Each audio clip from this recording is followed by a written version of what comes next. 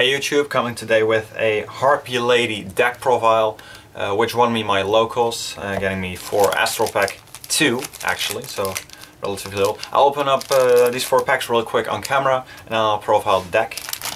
Let's see what we get out of the packs.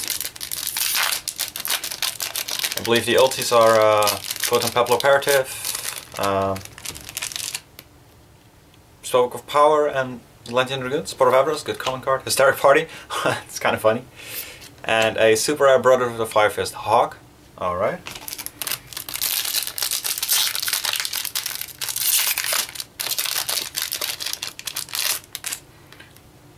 Instant Fusion, Photon Veil, and a super rare Atlantean Heavy Infantry.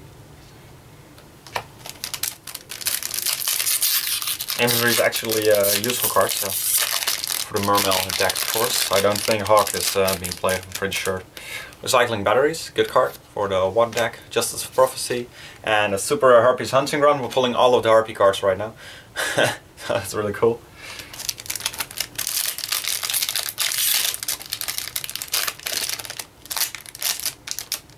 If I can get this last pack to open. And Harpie's no, Sky Scout. It would have been a Harpie card otherwise. Now the Recycling Batteries and a super Girgia Accelerator. So alright, so that's that. I'll zoom in real quick. Let's see. Alright, so then to get into the Harpie deck. I went XO. Played only meta decks. If you call Bujin meta, I think they're kind of meta. So Bujin, Dragon, Evil Swarm. First off, 3 Harpies Chandler. This is definitely the best card of the deck. No, maybe actually Hysteric Sign should be the best card of the deck, but it's the best monster of the deck. So what she does, you can pitch 1 Harpie card to special summon 1 Harpie monster from your deck. So I put that along with 2 Harpie Spat Dragon. You can special him out. Chandler becomes a 7, you can overlay in Elegant Egotist or Big Eye or whatever rank 7 you want. She becomes 7 whenever there's a dragon type monster on the field. I play 2, I prefer 2. If you draw the 1, it's dead. And she's kinda dead, you can still special summon another Harpie and go in a rank 4, but you lose your real power play. So I play 2. If you draw 1, you can pitch it for Chandler and then special summon the other one. So I like 2 a lot. Then the 3 Harpie Queen. This is not only the beat stick of the deck, 1900s, pretty big, but she can also be discarded to fetch the field spell, which is Harpie's Hunting Ground. 3 Harpie Lady 1. I prefer this over Cyber Harpie Lady. She boosts all the other Harpie Ladies, so when she's on the field she becomes 1600 automatically. With a field spell it's 1800, and she boosts Harpie Queen, Harpie Chandler, and these 2, Harpie Dancer. Harpie Dancer is actually pretty good with the field spell, because what she allows you to do is normal summon her, then you can pop 1 back row with Harpie's Hunting Ground, the field spell, bounce her back and normal summon her or what other wind monster or Harpie monster you want to pop another back row. So yeah, that's pretty good. And of course, just to keep the Harpie count high, also with Hysteric Party, which I'll show later on in the deck. Then I play 2 Summon a Monk along with 1 Zephyros, the Elite. This is a pretty good opening play. I sided these out most of the time, especially when I'm going second. But if you open him and an Hysteric Sign, you've pretty much sealed the deal. You can use his effect, pitching the Hysteric Sign, special summon out your Zephyros, overlay in like a Master Key Beetle or just one of your generic rank 4s. But Key Beetle gives you some protection.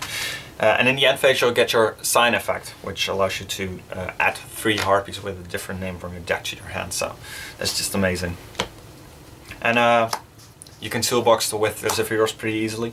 If you have a Hysteric Party face on the field and the targets that party special summon are off the field, you can bounce your party, special summon him, and just reset your party to activate that during your next turn and just game from there on. So that were the monsters, the 3 Hunting Ground. It's actually a really good field spell. Yeah, so gets the 200 boost, and once again, when you summon in the Harpie, you can pop one spell, or you have to pop. It's a mandatory effect. You pop one back row, one spell trap. So if your opponent doesn't have any, you don't have any, you can just pop your own. But in the worst situation, if your opponent doesn't have any back row, you set one of your signs and pop that, so you can get the sign effect during the end phase, which allows you to draw or add 3 Harpies with different names for deck channel. This also fetches Elegant Egotist from your deck or your graveyard, so I only play one, you only need the one. And yeah, you can't use both of these effects during the same time, so during the same turn. So you can't activate Hysteric Sign, get the Egotist, activate Hunting Ground, and try to pop your Hysteric Sign to recuperate the get your Harpies during the end phase. That's not allowed. But it's broken enough as it is. So the 3 Hysteric Signs, really good. And then I play 1 Mystical Space Typhoon. You have enough back row removal, so it's mainly for the field spell wars, for the Dragon's Raven or Spellbook of Tower. 1 Book of Moon, best trap card. Yeah, I said trap. Best trap card in the game at this point, in my opinion. It's very versatile. If you know how to use it, it's absolutely can win you games. And 1 Dark Hole. I hate this card. This never does something for me. Someone played it against me during the tournament, against my Draco second. Yeah, you get rid of the 2 tokens, but they didn't had any follow-up plays to get rid of the Draco sack itself, so it doesn't really do that much for you, but I guess it can be good. Then the traps, we have a lot of traps. 2 Hysteric Party, return from this dimension from the Harpies. You have to discard 1 card as a cost, but that's fine. And you can special summon as many Harpie Ladies from your graveyard as you'd like, as you can put on the field.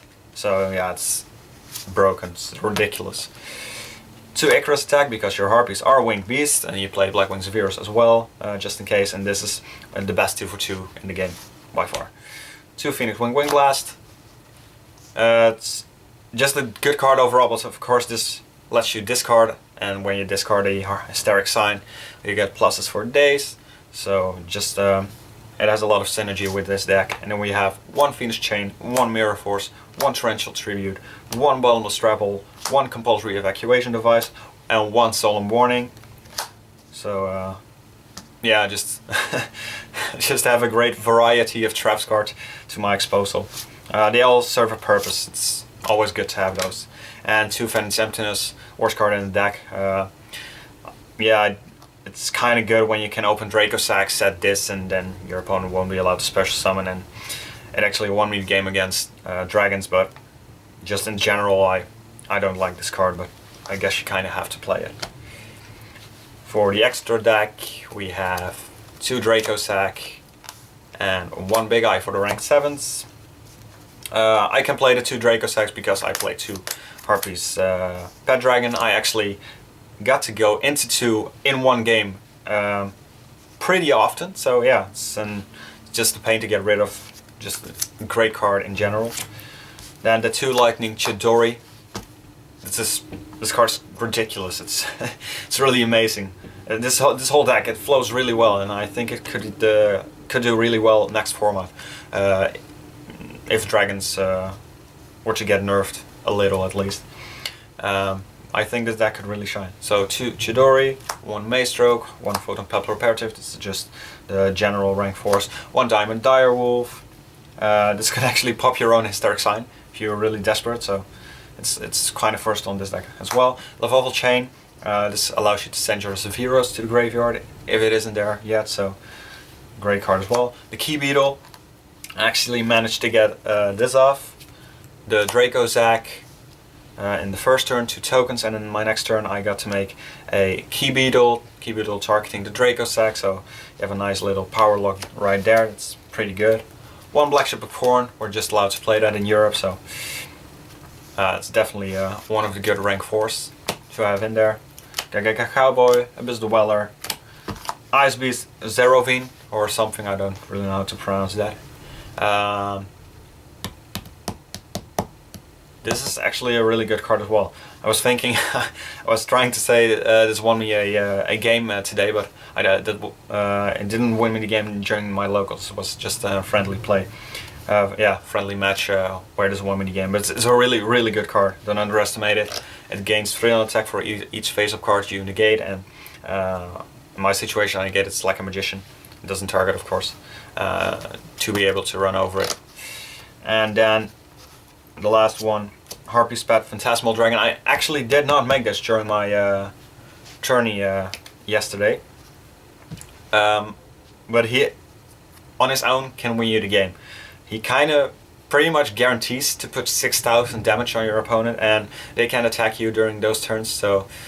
Camera focus, alright, so yeah, it's just a great card overall. Of course you do need to have 3 level 4 wind monsters, so it isn't the easiest card to go in, but it's just ridiculous.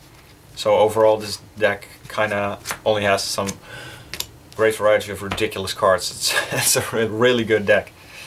And for the side deck, this was kinda random. 1 Thunder King, it helped me against Bujin, and it would be good against Spellbook if I would have played any. 2 Maxi for the dragons if I go second. 2 Xyz Encores, Evil Swarm and Constellar. Actually put in some word against the Evil Swarm match I had. The 2 Mystical Space Typhoons. I pretty much sided this in, at least one against pretty much everything. Just because your field spell doesn't always get rid of everything, and you do want to get your summon off. If you go with a Chandler, and you have your field spell, you can pop 1 back row. If it's a Bottomless Strapple, they can just use it on Chandler, because Chandler is 1600 when the field spell is it's active. So then you kind of want to get rid of that Bottomless in the first place.